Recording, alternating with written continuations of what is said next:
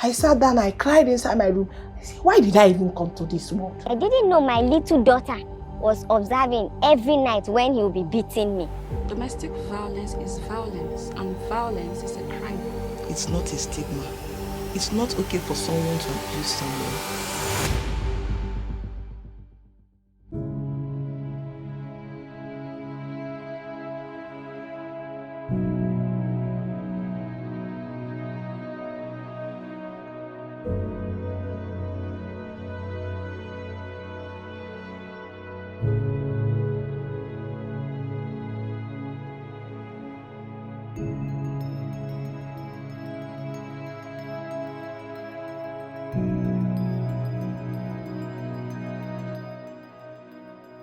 I will kill you and nothing will happen. Is he your son? Who will come? Anybody from your family, before they get here, I'm done.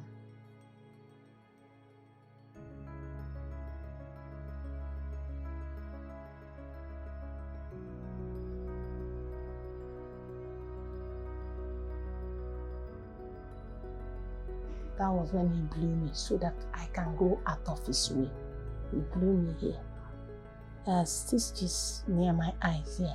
He started hitting me. My lungs, my back here. I said that is why this medicine was given to me.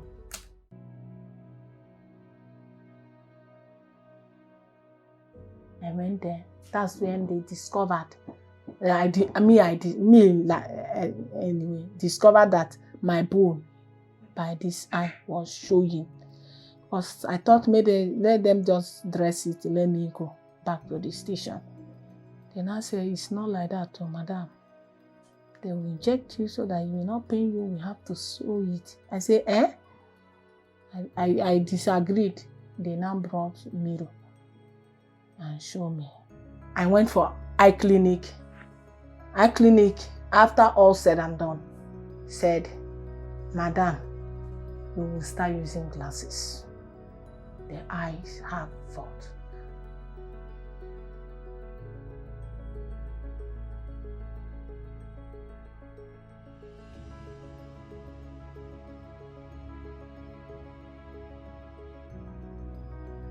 Nobody has been giving me support. Don't you understand me? Nobody except God Almighty. And I get support from God. You understand? And I've decided what to do.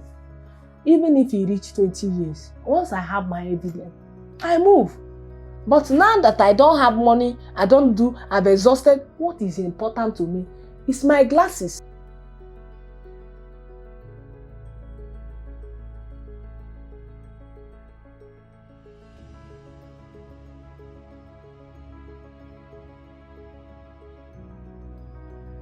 My business is no longer moving. I don't have people to supply me. They want me to pay money and carry. You know how things are difficult. I don't blame anybody. You understand? And I don't have capital. You understand? So these are the things. So by the time I am not using my glasses, it will affect me badly because work might come. I may not see it. As I'm talking, if I will be doing, listen, except this one. I will pick this one, screenshot, zoom, and if it is my email, I will zoom. So I need my glasses. And I have contacted the woman for my glasses. She didn't want to.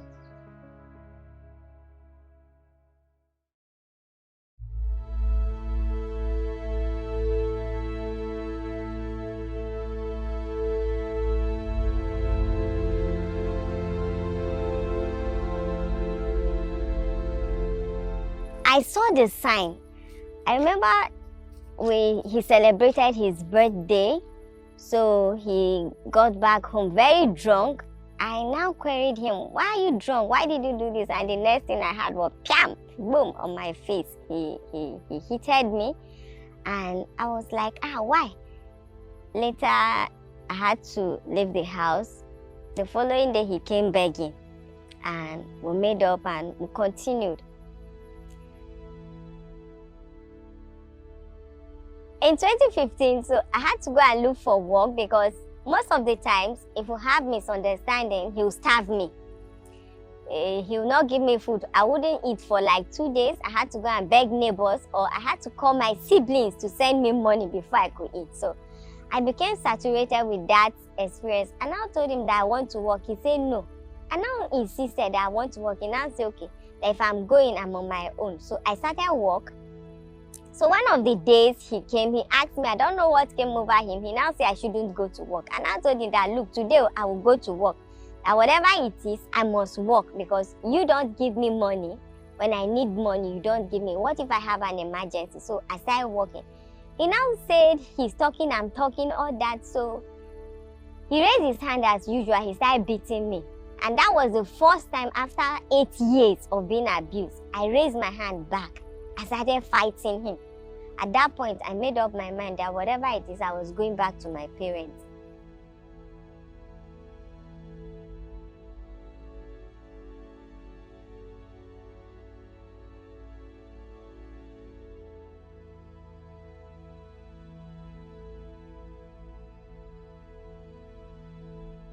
The family, we all know, is the fulcrum of society. It's the unit of society. So, what role does the family play? First of all, in raising that child, in raising the girl child to become a confident woman that can speak up. The girl should be given confidence. She should have a voice. She should be heard. She should be made to believe in herself and to stand up for herself.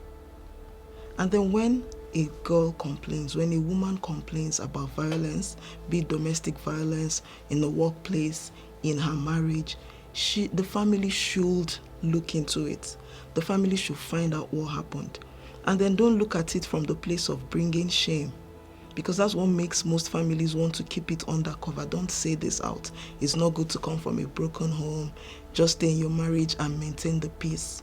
But the truth of the matter is that she needs a life. So when she has complained, give her all the love and support and look into what the situation is. Should she continue working there?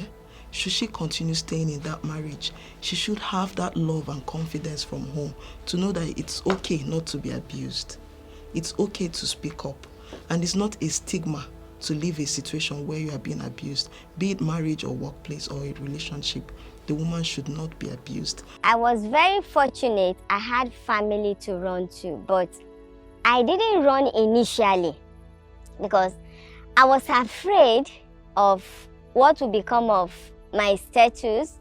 What will people say? You're a single mom, you left your marriage, blah, blah, blah, blah. A lot of stereotypes, a lot of discrimination against single mothers in our society. And that was one of the things that kept me in that abusive relationship. The family should own up. The family should know it's okay for our daughter to be home when she's being abused. She shouldn't stay in the marriage and maybe die, and then everybody starts regretting. Another thing the family usually does is say, because of the children. The children should not also be seen, should not also be raised to see their mother being abused or accept abuse. It also affects the mental health of the children. I wasn't talking, but I didn't know my little daughter was observing every night when he'll be beating me. So one day we traveled home to visit my parents. So the little girl now told my mom, that grandmom, that every night my daddy beats my mom. So my mom called me and said, what's happening? I said, nothing, everything, it is well, that we're all good. She now said, no, that your daughter just told me something. And now say, mommy, children can talk. She now say, no, that if you like, keep quiet till this man kill you, don't open up. And now say, I couldn't scold my daughter because I know the little girl was saying the truth, and I was pained that she observed what was happening. When a man abuses a woman in front of a child and gets away with it, the boy watching it feels it's okay for a woman to be abused. The girl watching it feels it's okay for a woman to be abused. Some women never come out to say they are going through stuff, be it emotional or physical abuse, which most time results in violence. And then she keeps it to herself because she doesn't want to be seen as the one who would bring the stigma home. It's not a stigma. It's not okay for someone to abuse someone. It's not okay for someone to be violent towards someone.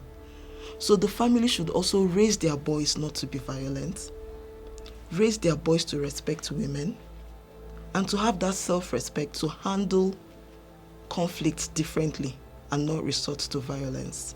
Ignorance, poor implementation, and lack of enforcement are basically the reasons why a victim of domestic violence will be turned back by a law enforcement agent or agencies. Been opportune to go to police stations to do 1 or 2 reports, and the way they talk to women at the police station, waiting be that your husband they beat you now the first time, all that. So I now look at it and say, who do I tell? I never had any legal representation, but the thought of going to report at the police station, I know they'll tell me it's a family issue, go and settle it. And the only person I know who happens to be a legal personality, I try explaining to him. I'll say, this is what I'm facing. He'll say, calm down, that he will change.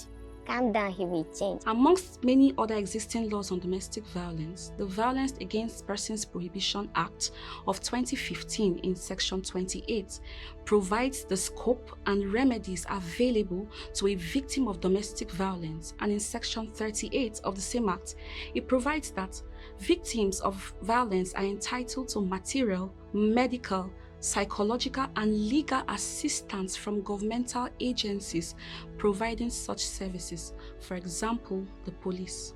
It suffices to say that the creation of awareness and sensitization of law enforcement agents and the general public is necessary to ensure that victims know exactly how to go about enforcing their rights, and the law enforcement agents are well placed to intervene and bring justice.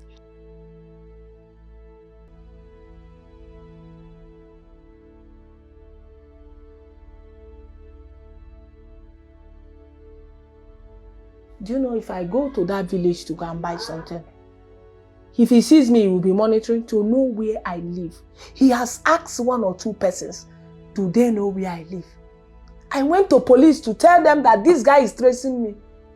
The same IPO did not take any action. I say, I meet the DCO. I say, change the IPO. He say, madam, women, people are troublesome. I know they like to handle women matter. So you see, is everything women. So I don't know. I am tired. And did I ask for too much? Change the IPO for me. Since I reported a particular thing, he didn't take action. And you yourself, you didn't take action. Somebody is tracking me. I sat down, I cried inside my room. I said, why did I even come to this world? If I know it is supposed to be like this, I won't come. It makes no sense. Okay, why did I go to school? So my father, if he's alive, he spend money for me to finish and come and sit at home because of bullies. It is in line with this that Shield Africa is lending her voice to bring an end to domestic violence in Nigeria through the Shield Her initiative, a project which, amongst other things, prioritizes the sensitization of both the victim and the necessary authorities in ensuring that justice is done, will be done, and is in fact seen to be done.